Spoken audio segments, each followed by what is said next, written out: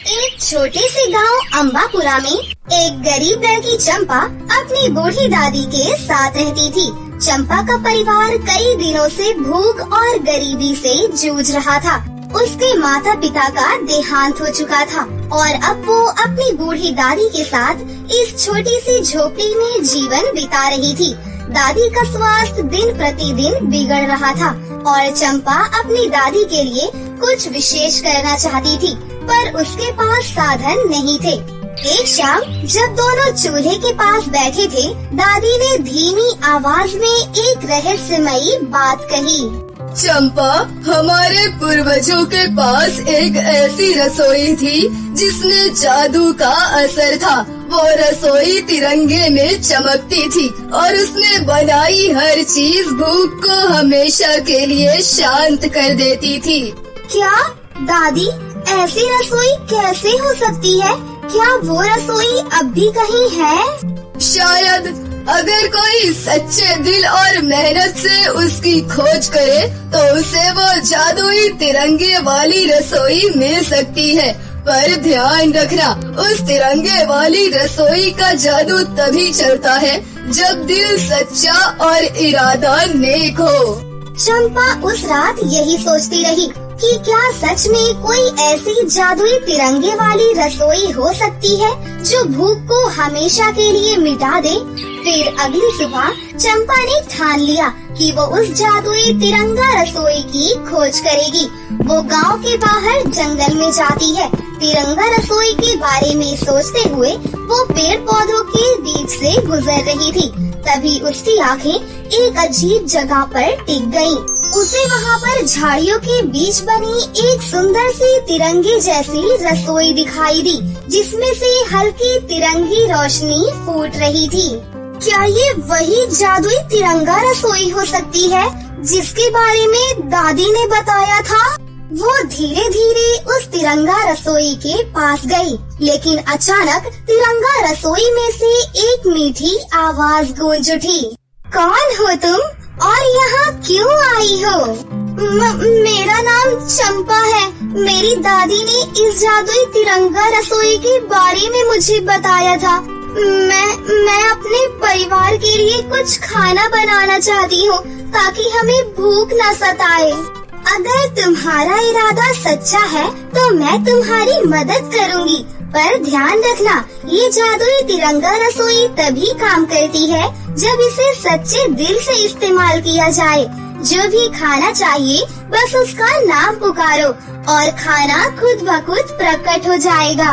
चंपा हैरानी और खुशी से भर उठी। उसने धीरे से कहा, दाल चावल। और देखते ही देखते उसके सामने गर्मा गर्म एक कटोरा दाल और चावल का थाल प्रकट हो गया।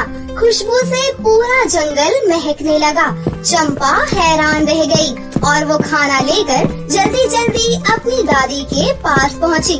फिर दादी और चंपा ने वो खाना बड़े शौक से खाया और उनके दिल में एक संतोष और खुशी का भाव जाग उठा। फिर अगले दिन चंपा ने गांव में ढेर सारे भूखे बच्चों को देखा जो एक वक्त का खाना भी नहीं खा पाते थे। उसने सोचा, क्यों ना इस जादुई तिरंगा रसोई का जादू औरों के साथ भी बांटा जाए। उसने तिरंगा रसोई के पास जाकर धीरे से कहा, ढेर सारी पूरी और आलू की सब्जी। रसोई के अंदर हल्की हरी, सफेद और नारंगी रंग की रोशनी फैली और उसकी आवाज गूंज उठी, पूरी और आलू की सब्जी तैयार हो रही है। रसोई की तिरंगी रोशनी चमकी और वहाँ ढेर सारी पूरियाँ और सब्जी की थाली प्रकट हो गई।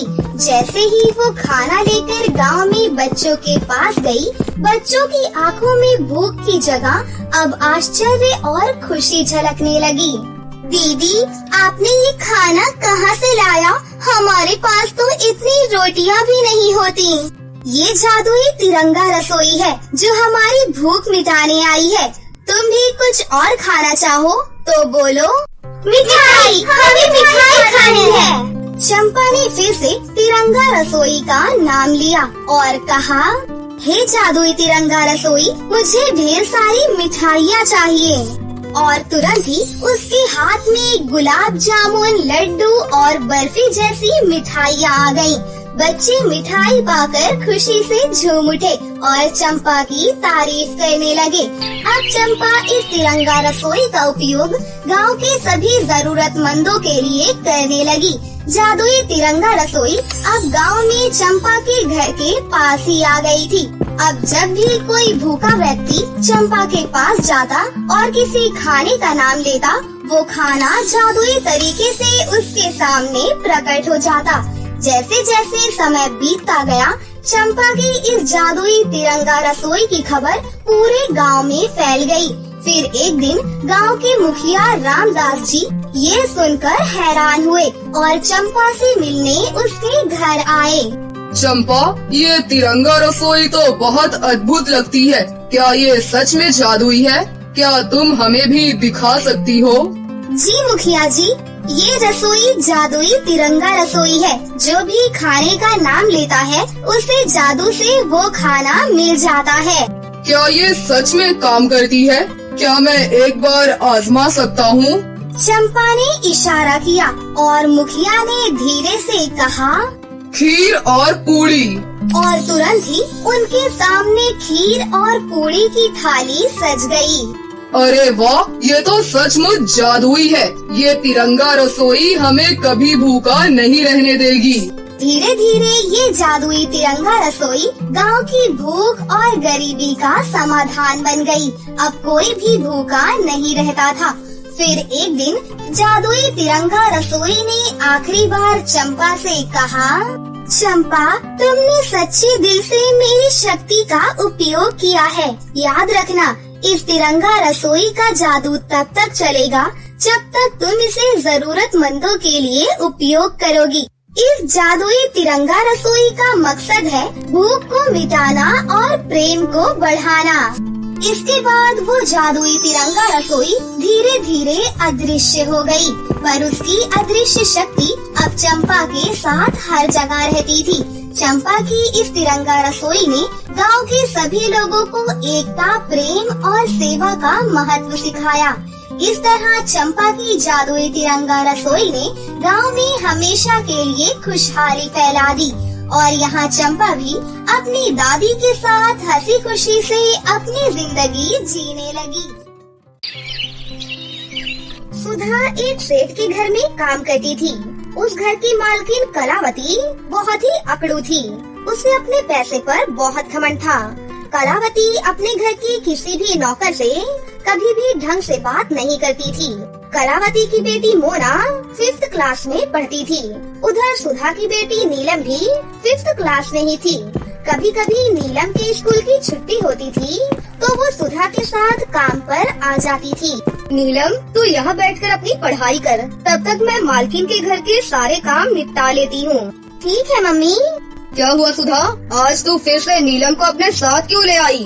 वो भाभी जी, इसके पापा गांव गए हुए हैं। घर पर बिल्कुल अकेली किसके पास छोड़ती, इसलिए साथ ले आई। ये तंग नहीं करेगी। वैसे भी इसकी परीक्षाएं शुरू हो गई हैं, तो पढ़ाई कर रही है।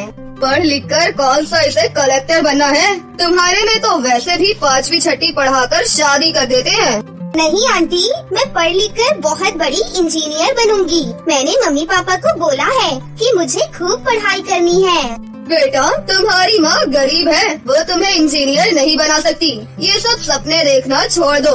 और वैसे भी तुम लोग इंग्लिश मीडियम में तो पढ़ते नहीं हो, मामूली छोटे से स्कूल में पढ़ते हो, वो भी हिंदी मीडियम। तो उसके बलबूते तो तुम कभी भी इंजीनियर बन ही नहीं सकती। सुधा, बच्चों को वही सपने दिखाया करो जिसे तुम पूरा कर सकती हो। बेकार में ही तुम नीलम के दिमाग में बड़ी इंजीनियर बनने का सपना सजा रही हो, जबकि तुम जानती हो कि तुम एक गरीब माँ हो। नीलम का मन उदास हो गया। जब वो सुधा के साथ घर जा रही थी तब उसने उससे पूछा, मम्मी, गरीब क्या होता है और आंटी हमें गरीब क्यों कहती हैं? क्या गरीब इंजीनियर नहीं बन सकते मम्मी? क्या मैं बेकार नहीं सोच रही हूँ कि मैं एक इंजीनियर बनूंगी? इतना मत सोच बेटा, अगर तेरी किस्मत में इंजीनियर बनना लिखा है तो तू जरूर बनेगी। पर इतना याद रखना नीलम बेटा, किसी के भी कहने से अपने लक्ष्य को मत छोड़ना। अगर तुमने मन में ठान लिया है कि तुम एक इंजीनियर बनोगी तो तुम जरूर बनोगी। अच्छा चल, मैं तुझे हलवाई की दुकान से गुलाब जामुन खरीद कर देती हूँ। तुझे गुलाब जामुन अच्छे लगते हैं ना? ठीक है मम्मी, आप मुझे एक नहीं 2 गुलाब जामुन लेकर देना। सुधा नीलम को इस तरह से समझाती है कि उसके दिल में कोई बात रह न जाए और वो अपने जीवन के लक्ष्य पर ही नजर रखे। एक दिन सुधा जब काम पर पहुंची तो उसने देखा कि कलावती अपने मोबाइल फोन पर बातों में लगी हुई है। वहीं मोना भी अपने कमरे में मोबाइल पर गेम खेल रही है। तभी कलावती मोना को ड्राइंग रूम से आवाज लगाती है। मोना, कितनी देर और गेम खेलोगी? चलो अब पढ़ लो, पता है ना तुम्हारे कल से एग्जाम्स शुरू हैं। मॉम बस थोड़ी देर और खेलने दो ना, अभी मैं बहुत बढ़िया गेम खेल रही हूँ। मैं पढ़ लूंगी मॉम, मुझे सब कुछ याद है। मोना बिटिया, कमरे में झाड़ू लगा लूं? नहीं आंटी, अभी मैं गेम खेल रही हूँ। आज मेरी छुट्टी है स्कूल की, अभी आप रहने दो, थोड़ी देर बाद लगा लेना। मोना बिटिया, बुरा न मानो तो एक बात कहूँ, बच्चों का इतनी देर मोबाइल फोन चलाना अच्छी बात नहीं है। आपकी परीक्षाएं भी तो कल से शुरू होने वाली हैं, आपकी मम्मी बता रही हैं। सुधा भी मोना को बड़े होने के नाते समझा ही रही थी कि अचानक कलावती ने आकर सारी बातें सुन ली। सुधा, ये क्या तमीज है मेरी बेटी से बात करने की? तुम्हें ये हक किसने दिया? अपनी हद में रहो, तुम एक नौकरानी हो, समझी? और मेरी बिटिया तुम्हारी बेटी की तरह नहीं है जो थोड़ी बहुत पढ़ाई कर ले। इंग्लिश मीडियम में पढ़ती है मेरी बेटी और अच्छे नंबर से ही पास होगी। जाओ यहाँ से, और आज के बाद से इस तरह मेरी बेटी से बात करने की कोई जरूरत नहीं है। भला मैंने तुम्हें काम पर रख लिया, तुम तो मेरे घर में ही घुसने की कोशिश कर रही हो। माफ करना कलावती भाभी, मैंने तो इसीलिए बिटिया को बोला कि उनकी परीक्षाएं हैं तो पढ़ लो। ठीक है, मेरा दिमाग खराब मत करो। जाओ यहाँ से, बाहर की सफाई करो। और मोना, मैं थोड़ी देर के लिए मार्केट जा रही हूँ, तुम जल्दी से अपनी पढ़ाई कर लेना। कलावती की यही आदत थी कि वो अपनी बेटी मोना पर ध्यान नहीं देती थी और इससे मोना की पढ़ाई पर असर होने लगा। फिर एक दिन, मम्मी मैंने कहा तो मुझे नहीं पता था कि मेरा मैथ का एग्जाम है, मैं भूल गई थी मम्मी। अब कैसे होगा? तुम्हारे पापा भी घर पर नहीं है, ट्यूशन में तुम ध्यान नहीं लगाती हो। इतने सारे कोर्स को 2 दिन में कैसे पूरा करोगी? मैं भी तुम्हें बिल्कुल नहीं पढ़ा पा रही हूँ, कितना ही पढ़ा लूंगी। सैटरडे संडे को ऑफ था, इसलिए सुधा के साथ नीलम भी आई हुई थी। नीलम के एग्जाम्स खत्म हो चुके थे। नीलम कलावती के पास आई और बोली, आंटी अगर आप कहो तो मैं मोना की हेल्प कर सकती हूँ। मेरे एग्जाम्स खत्म हो चुके हैं, मैं मोना को मैथ्स पढ़ा दूंगी। तुम कैसे पढ़ाओगी नीलम? तुम हिंदी मीडियम की लड़की हो, तुम्हारे स्कूल में उनके बड़े स्कूल के जैसी पढ़ाई नहीं होती है। आंटी मैथ्स के फॉर्मूले तो सब जगह एक ही होते हैं। हमारे स्कूल में भी मोना के स्कूल जैसी ही किताबें हैं। मेरा कोर्स मोना के साथ मिलता जुलता है। अगर आप कहो तो मैं मोना को पूरी मैथ्स करवा दूंगी। ठीक है, एक बार शुरू करो, मैं देखती हूँ कि तुम इसे कैसे समझाती हो। मॉम क्या कर रही हो? नीलम मुझे नहीं पढ़ा पाएगी, मेरा तो दिमाग ही खराब हो रहा है। मैं क्या करूँगी कल एग्जाम में? एक बार पढ़कर देख लो, नहीं समझ आएगा तो करना फिर जैसे पेपर करने हैं। मैं क्या करूँ? नीलम मोना को मैथ्स पढ़ाने लगती है। कुछ ही देर में कलावती देखती है कि मोना नीलम से बहुत अच्छे से मैथ्स समझ रही है। ये देखकर वो हैरान रह जाती है। कलावती भाभी चिंता मत करो, नीलम मैथ्स में बहुत अच्छी है। इस बार उसके पेपर बहुत अच्छे गए हैं। उसकी टीचर कह रही थी कि वो गणित में बहुत अच्छे नंबर लेकर आई है। हाँ, मुझे दिख रहा है, मोना नीलम से अच्छे से समझ पा रही है। नीलम के पास 2 दिन का टाइम था। वो शनिवार और रविवार दोनों दिन मोना को खूब मेहनत करवाती है। नीलम का दिमाग पढ़ाई में बहुत अच्छा था। उसके बताए गए तरीके से मोना मैथ्स को करती है। अगले दिन सोमवार को जब मोना पेपर देकर आती है तो वो बहुत खुश थी। मम्मी मेरा मैथ्स का पेपर बहुत अच्छा गया है। आपको पता है नीलम ने मुझे एक एक चीज अच्छे से समझाई थी। मेरी ही सोच गलत थी। मैंने हमेशा सुधा को गरीब कहकर उसका कितना अपमान किया, पर आज देखो उसकी बेटी कितनी समझदारी से मोना को पढ़ा रही थी। मुझे सुधा से माफी मांगनी होगी। कुछ समय बाद मोना का रिजल्ट आ जाता है। मोना के मैथ्स में बहुत अच्छे नंबर आए थे। कलावती जानती थी कि मोना के अच्छे मार्क्स लाने में सबसे बड़ा हाथ नीलम का है। नीलम बेटा, ये मेरी तरफ से तुम्हारे लिए उपहार है। तुमने मोना की बहुत मदद की। ये लो तुम्हारे लिए लैपटॉप। तुम्हें इसकी बहुत जरूरत होती है ना, और तुम्हें इंजीनियर भी बनना है। ये तुम्हारे बहुत काम आएगा। Thank you aunty, thank you so much. Neelam के चेहरे पर जो मुस्कान थी उसका कोई मोल नहीं था कि नीलम ने जो मोना के लिए किया वो भी काबिले तारीफ था। कलावती पैसे वाली थी। वो एक गरीब माँ की बच्ची का भविष्य बनाने में उसकी मदद कर सकती थी। एक गरीब की बच्ची का सपना पूरा होने में थोड़ी सहायता कर सकती थी। उसकी इसी सोच ने उस दिन से उसके व्यवहार को बदल दिया।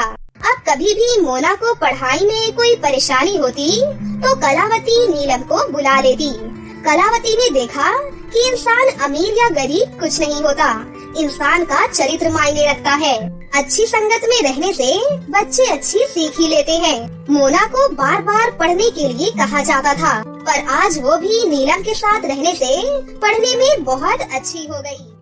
ये कहानी है मनोहर की, जो बंजारपुर गांव में अपनी पत्नी मंगला और अपनी बेटी वानी के साथ रहता था। मनोहर गांव में ही एक बहुत बड़ी फैक्ट्री में काम किया करता था और उसी से उसके घर का गुजारा चला करता था। और मनोहर की इकलौती बेटी वानी थी, जिससे वो बहुत प्यार करता था और उसकी सारी जरूरतों को पूरा किया करता था, जिस वजह से वानी की बचपन से ही सारी जरूरतें पूरी हो जाने की वजह से आज वो बहुत ज्यादा जिद्दी हो गई है और उसे हर समय बस पानी पूरी ही चाहिए होती है। तभी वो एक दिन अपने पिता से कहती है, पिताजी, जब मैं बड़ी हो जाऊंगी ना तो आप मेरे लिए पानी पूरी का घर बनवाना और हाँ, एक सुंदर सा पानी पूरी का लहंगा भी बनवाना, जिसे मैं पहनकर पूरे गांव में घूमूंगी। हाँ मेरी बच्ची, क्यों नहीं बनवाऊंगा। मैं तो तेरे लिए पानी पूरी का एक बहुत ही सुंदर सा लहंगा बनवाऊंगा, जिसे पहनकर तू पूरी चाट की दुकान जैसी लगेगी। अपने पति और अपनी बेटी की ऐसी बातें सुनकर मंगला को बहुत गुस्सा आता है और वो हमेशा कहती थी, हाँ, तुम दोनों बाप बेटी मिलकर किसी दिन ये पूरी दुनिया ही पानी पूरी की कर देना। अरे तुम्हारी बेटी के इस पानी पूरी के चक्कर में किसी दिन हमारे घर पर खाने के लाले पड़ जाएंगे। अरे तुम क्यों चिंता करती हो, ऐसा कुछ नहीं होगा। मैं अपनी बेटी के लिए दिन रात मेहनत करूँगा ताकि इसे किसी भी चीज की कोई कमी ना हो।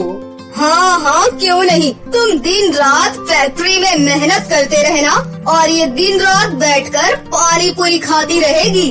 इसी तरह समय के साथ साथ वानी बड़ी हो गई, लेकिन उसकी पानी पूरी खाने की आदत अभी तक गई नहीं थी।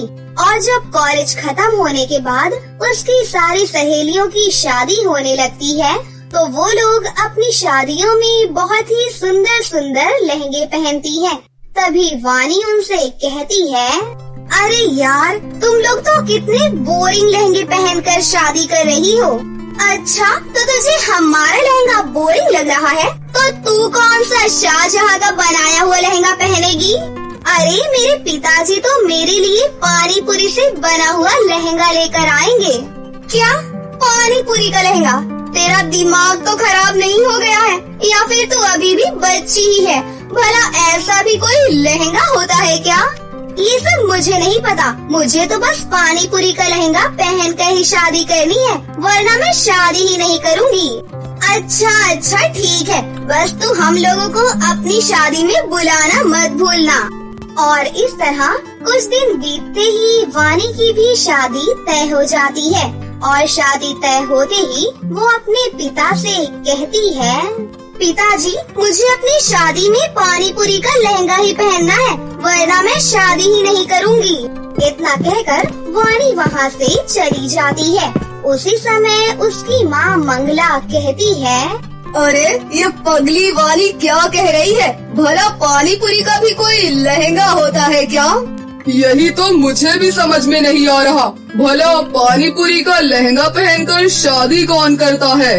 अरे कहीं तुम्हारी बेटी पागल तो नहीं हो गई है और ये सब आप ही का बिगाड़ा हुआ है। आप ही ने तो उसे पानी पूरी खिला खिला कर इतना सर पर चढ़ा दिया है। हाँ, अब तो सब मेरी ही गलती है, लेकिन कोई बात नहीं, मैं अपनी बेटी की ये इच्छा भी जरूर पूरी करूँगा। इतना कहकर मनोहर वहाँ से चला जाता है और उसकी माँ सर पर हाथ रखकर परेशान बैठी होती है। तभी एक चाट की दुकान पर जाकर मनोहर चाट वाले से पूछता है, अरे भाई, तुम्हारे पास पानी पूरी से बनी हुई कोई चीज है क्या? अरे हाँ, क्यों नहीं है, हमारी दुकान पर पानी पूरी के बिस्किट, फायर पानी पूरी, बाहुबली पानी पूरी। तो बताइए आपको क्या चाहिए? क्या मुझे पानी पूरी का लहंगा नहीं मिल सकता? क्या पानी पूरी का लहंगा?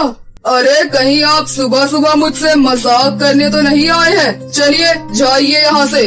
इतना सुनकर मनोहर दुखी होकर वहाँ से चला जाता है, लेकिन वो किसी भी तरह अपनी बेटी की ये इच्छा भी पूरी करना चाहता था, क्योंकि वो अपनी बेटी से बहुत प्यार करता था।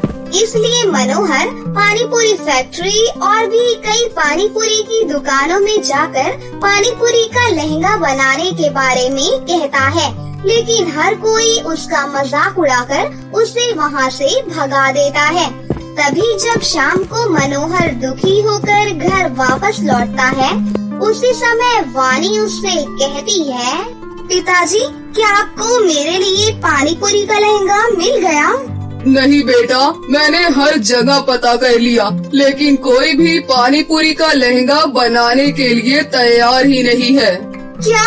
इसका मतलब मुझे मेरी शादी पर पानी पूरी का लहंगा नहीं मिलेगा? तो फिर मैं शादी भी नहीं करूँगी। इतना कहकर वाणी रोते हुए अपने कमरे में चली जाती है और पूरे दिन खाना नहीं खाती।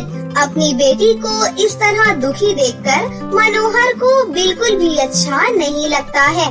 तभी अगले दिन ही मनोहर दुकान से पानी पूरी लाकर खुद ही पानी पूरी का लहंगा बनाने लगता है, लेकिन उसके बार बार कोशिश करने के बाद भी पानी पूरी थोड़ी ही देर में खराब हो जा रही थी।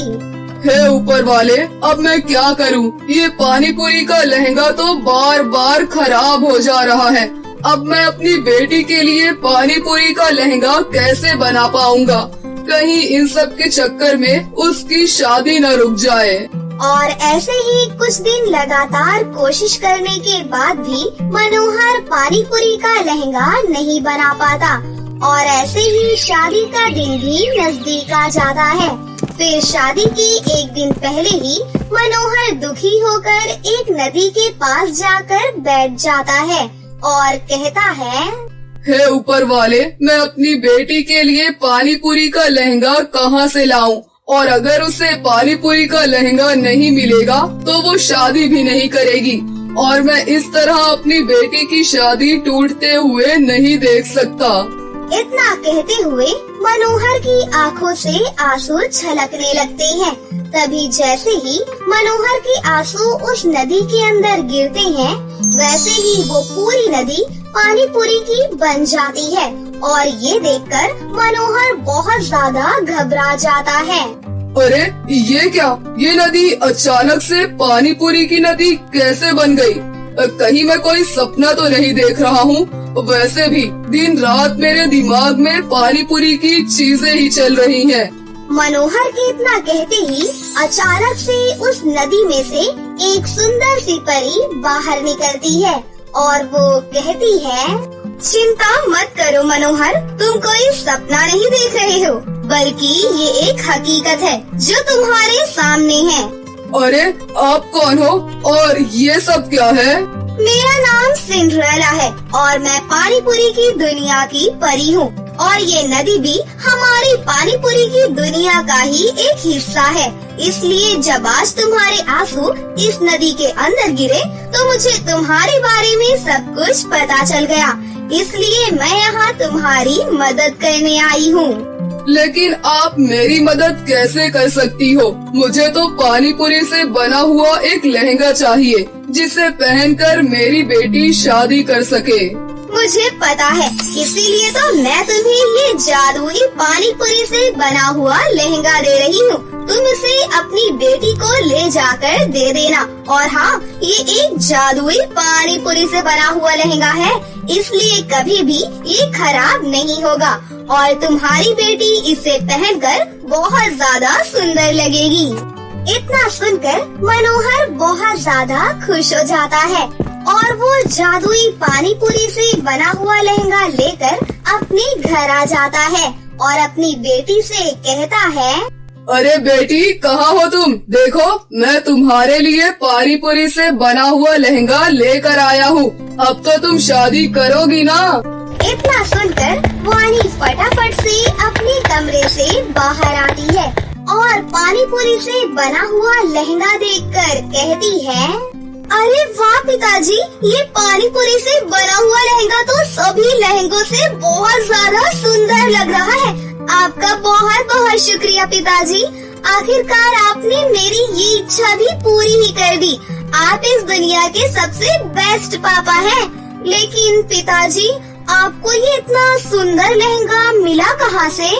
अपनी बेटी के इतना कहते ही मनोहर उसे सारी बातें बता देता है, जिसके बाद वो सब बहुत ज्यादा खुश हो जाते हैं और अपनी शादी वाले दिन जब वानी वो पानी पूरी का बना हुआ लहंगा पहनकर आती है तो हर कोई उसके लहंगे को देखकर बहुत ज्यादा हैरान हो जाता है और सबकी नजर बस वानी के पानी पूरी से बने लहंगे पर ही होती है। और इसी तरह वानी वो पानी पूरी से बना हुआ लहंगा पहनकर ही शादी करती है और उस दिन उसका बचपन से देखा हुआ ख्वाब भी पूरा हो जाता है। इधर मनोहर अपनी बेटी को इतना खुश देखकर बहुत ज्यादा खुश हो जाता है। प्रीति और नायरा दोनों 9वीं कक्षा में पढ़ती थी। दोनों एक साथ ही स्कूल जाया और आया करती थी। दोनों के बीच काफी गहरी दोस्ती थी। ऐसे ही एक दिन वो स्कूल जाती है, तभी उनकी क्लास टीचर ममता सभी बच्चों से कहती है, बच्चों, हमारे स्कूल में आदिवासी कल्चर के ऊपर आप सभी को एक एक्टिविटी करनी है, जिसमें आप आदिवासी कल्चर को किस तरह से समझते हैं उसके ऊपर पूरी एक फाइल बनानी है। ओके? दूसरा, आदिवासी कल्चर के हिसाब से आप सभी को एक एक ड्रेस लेकर आना है और उस ड्रेस को पहनकर आप सभी बच्चों को आदिवासी डांस करके दिखाना है। जिन बच्चों का परफॉर्मेंस अच्छा होगा उसे फर्स्ट प्राइज मिलेगा। तो अगर आप सब इस एक्टिविटी के ऊपर ध्यान दोगे तो आप लोगों के लिए सबसे ज्यादा अच्छा होगा। ओके? मैम, हमें जो ड्रेस बनानी है वो खुद बनानी है या फिर खरीद के लानी है? Good question. बच्चों, आप लोगों को ड्रेस खरीद कर लानी है क्योंकि अभी आप बहुत छोटे हो। ड्रेस बनाना आपको अभी कहाँ से आता होगा, इसलिए आप मार्केट से रेडीमेड आदिवासी ड्रेस ले सकते हो। ऐसे छोटे मोटे फंक्शन प्रोग्राम के लिए आदिवासी ड्रेस मिल जाती है। सब कुछ इस थीम के अकॉर्डिंग ही फिक्स होगा। ओके? ठीक है मैम, हम आदिवासी ड्रेस खरीद लेंगे। इतना बोलकर टीचर सभी बच्चों को आगे की पढ़ाई कराने लग जाती हैं। थोड़ी देर के बाद लंच ब्रेक होता है। सभी बच्चे एक साथ बैठकर लंच कर रहे थे। तभी एक लड़की जिसका नाम श्रेया था वो नायरा से कहती है, ओए नायरा, तू तो इस एक्टिविटी में पार्टिसिपेट नहीं करेगी ना, क्योंकि बाहर से कपड़े खरीदने की औकात तो तेरी है ही नहीं। तेरे स्कूल की ड्रेस भी तुझे स्कूल की मैडम दिलाया करती है और एक्टिविटी करने के लिए आदिवासी थीम के हिसाब से तू ड्रेस कहाँ से ला पाएगी? श्रेया, तू अपने बारे में टेंशन ले और नायरा क्या पहनेगी क्या नहीं पहनेगी ये सब उसकी और मेरी टेंशन है, वो हम सब देख लेंगे। तू अगर अपने ऊपर ज्यादा ध्यान देगी तो तेरे लिए बेहतर होगा। कहीं ऐसा ना हो कि तेरा ध्यान नायरा के ऊपर ही रहे और फर्स्ट प्राइज नायरा ही ले जाए। फर्स्ट प्राइज लेने के लिए थोड़ी मेहनत करनी पड़ेगी और उसके लिए थोड़ा पैसा भी खर्चा करना पड़ेगा, जैसे एक्टिविटी फाइल बनाना, थीम की ड्रेस सेलेक्ट करना। ये सब तेरे बस की बात नहीं है। इसकी मम्मी तो बहुत गरीब है और इसके पापा भी नहीं है। ये कहाँ से करेगी ये सब? इसलिए कहते हैं कि गरीब लोगों को अमीर बच्चों के साथ स्कूल में पढ़ाई करने का कोई अधिकार नहीं है। सरकारी स्कूल में एडमिशन ले लेती ना तो तुझे वहाँ सब कुछ मुफ्त का मिलता। श्रेया, तुम्हें जो कहना है कह लो, वक्त अपने आप ही बता देगा कि किसको सरकारी स्कूल में पढ़ने की जरूरत है और किसको प्राइवेट स्कूल में पढ़ने की। और वैसे भी स्कूल चाहे सरकारी हो या प्राइवेट, वहाँ पर हमें अच्छी चीजें सिखाई जाती है। लेकिन स्कूल बदनाम तभी होता है जब उस स्कूल में तुम जैसे बच्चे पढ़ रहे हो। ऐसे ही थोड़ी देर के बाद स्कूल की छुट्टी हो जाती है। सभी बच्चे अपने घर चले जाती हैं और नायरा बहुत ज्यादा उदास होती है।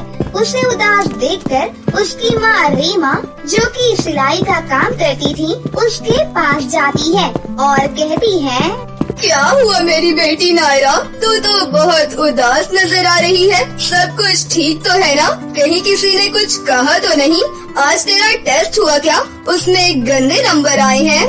नहीं माँ, ऐसा कुछ नहीं है। तो फिर क्या बात है बेटा? मैंने तो तेरी फीस भी जमा कर दी, फिर तू उदास क्यों है? स्कूल में किसी ने कुछ कहा? मतलब बुक, ड्रेस सब कुछ है तो तेरे पास, फिर क्यों दिक्कत हो गई मेरा बच्चा? माँ, स्कूल में ना आदिवासी थीम के ऊपर एक्टिविटी हो रही है और उसने मुझे आदिवासी कल्चर के ऊपर एक फाइल बनानी है और उस फाइल को बनाने में थोड़ा सा खर्चा आएगा।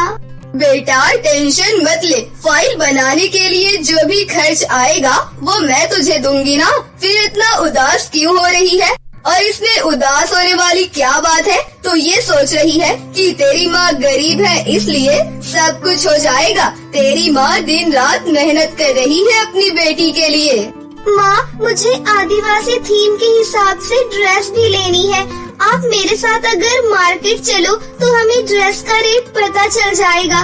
उस हिसाब से हमें अपना बजट भी तो बनाना पड़ेगा ना।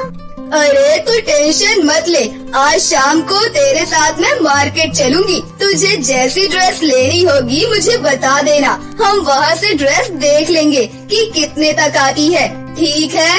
शाम को नायरा अपनी माँ के साथ मार्केट जाती है। दोनों माँ बेटी एक दुकान पर जाती है और आदिवासी थीम के हिसाब से ड्रेस देखने लगती है।